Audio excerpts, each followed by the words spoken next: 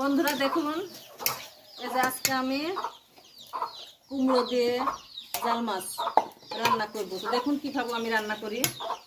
দিয়ে দিয়েছি পেঁয়াজ, মাছটুক ভেজে নিয়েছি। এখন দেব মশলা,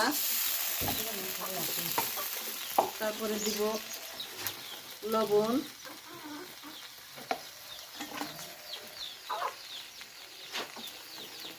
মরিচ, হলুদ।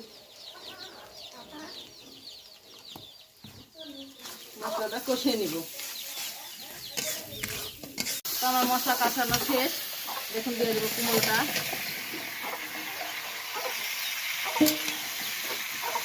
নেড়ে নিব।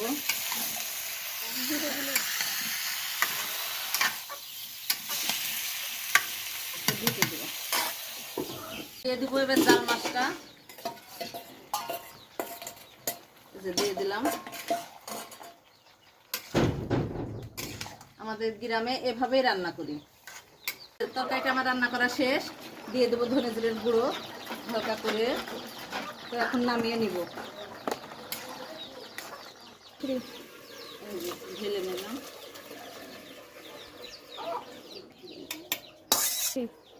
তো দেখুন আমার তরকারিটি রান্না করা কেমন হয়েছে তা আপনারা ভিডিও কমেন্টে অবশ্যই জানাবেন।